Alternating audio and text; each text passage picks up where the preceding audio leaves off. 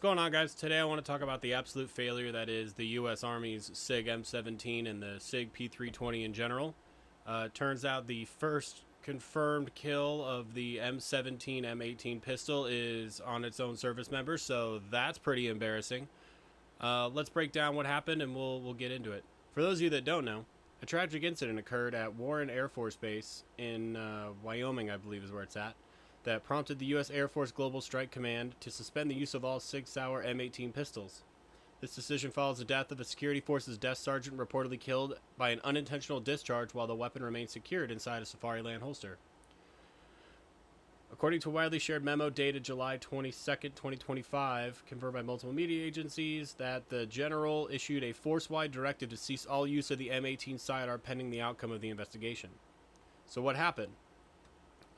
Let's see. Early reports suggest the incident occurred when the sergeant removed his holstered M18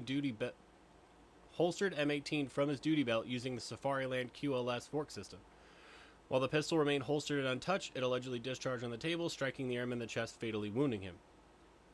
So, let's just break that part down real quick. And a lot of people are going to say, like, oh, well, it was the Safariland holster's fault. No, it wasn't. Quite literally, Safariland holsters are without a doubt the best duty pistol holsters ever. I've been using them for over a decade now.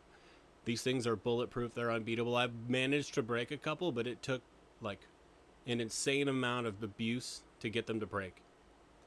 And even when they did break, guess what? None of my guns never unintentionally went off.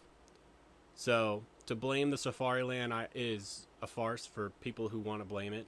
And the QLS system is basically just this little fork here where it meets up with nope, I don't have any bases right here, but it'll meet up with a base and lock in so that you can carry this on your belt securely. So I don't have a SIG P320 here. I can't register destructive dice with the ATF. I don't have the tax stamp money, so I don't want to have a SIG here, but I do have the next best thing, which is my Staccato 2011, which, if you've watched Grantham, you've seen it's failed a drop test. So this is a dangerous gun, right? But clear, nothing in it. Safariland holster. So allegedly, how it worked, and a lot of people will probably criticize the Airman for this as well. Why was the gun pointed at him? And while yes, when I take my Safariland holster off, I pull it away from me and put it on the table. I can understand in certain situations where you don't want to unintentionally flag someone else. So the best option is I would rather point it at myself, knowing that it's my gun in my holster. And he probably pulled the gun off, was holding it like this, and put it down. Hold on. The arm's in the way. Just like this. And he had the unfortunate pleasure of, because it was a fucking hand grenade, when he put it down, it went off, striking him in the chest, killing him. Now, SIG's been under scrutiny for the absolute, safety hazard that is the P320 for a long time. And I think that it's finally coming to fruition. Now, what I'm curious is how the U.S. military is going to handle this, because they've dropped $500 million into the SIG handgun project.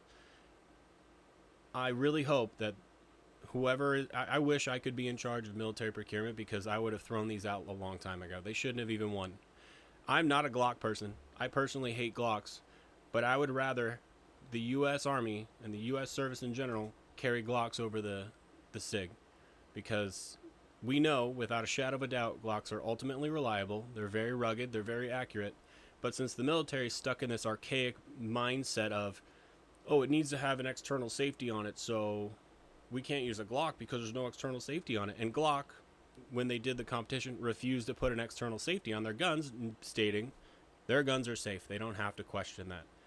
And the fact that the U.S. military is so rigid in some of its thinking, but yet so progressive in others, is the fact that it blows my mind that they could not have chosen the smarter choice from the get, and we would have avoided this airman being killed, numerous documented cases of unintentional negligent discharges that are either wounding or barely wounding other service members. Like, police departments are starting to not issue these at all. They're starting to ban them outright. And they should, because these guns are not safe. Whoever designed them, SIG in general, they put in the bare minimum effort to be innovative and cool, and then they gave up hoping to collect a nice paycheck, not having to put in as much R&D as they needed, when they should have. This would have been totally avoidable, but here we are with an Airman dead because SIG was trying to make an extra couple $1,000,000 and cut budgets on places where they need. And I worry that the M7 is going to end up pretty much the same way. It's ironic how, or funny, how SIG keeps winning all these contracts when it seems like their products are not contract worthy.